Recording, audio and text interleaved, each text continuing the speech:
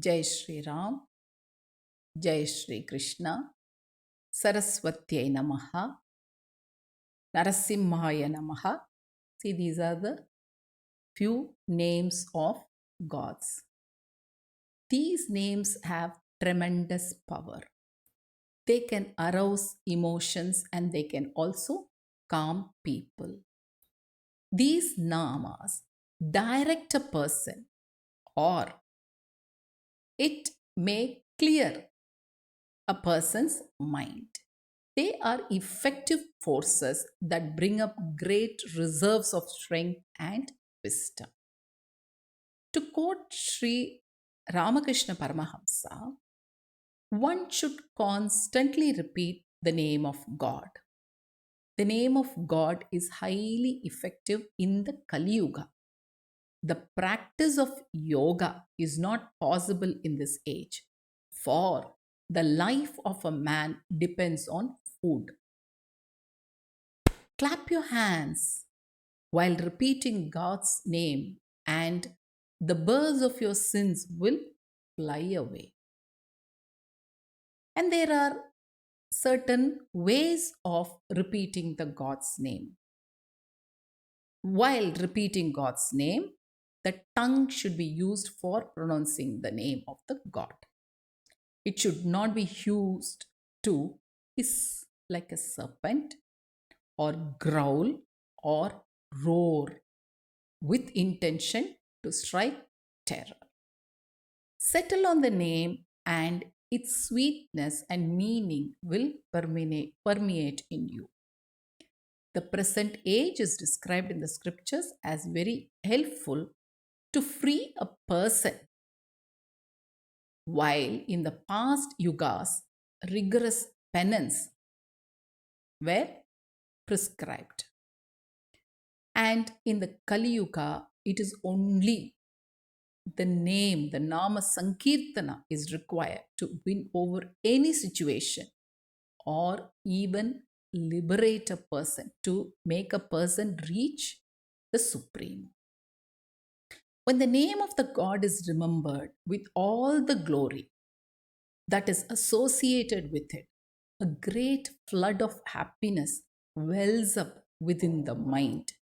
God is full of bliss, and in fact, He is bliss itself.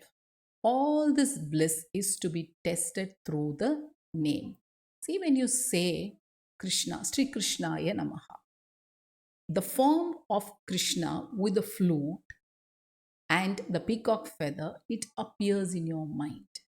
When you say Saraswatyai Namaha, you have Saraswati Devi with the book and Veena in her hand. See, that is required for the young children now to excel in studies. Once Vyasa himself knew this, for when some sages went to him to find out which yoga is most favorable to success in man's efforts for free from this worldly life. Vyasa anticipated this question and he said aloud to himself, how fortunate are those destined to be born in the Kali Yuga. It is so easy to win the grace of God by Namasmarana. A jnani who lived recently, Ramana Maharshi, he too validates such a statement. Uttering or repeating, that is, doing japa of any of God's innumerable names, is one of the recommended paths of sadhana, religious practice, that is, for aspirants in the path of bhakti. And he used to repeat Arunachala when he was very young. When someone who returned from Tiruvannamalai uttered this name, he was living in Madurai that time. He heard this name Arunachala and he lost consciousness because he realized God that moment.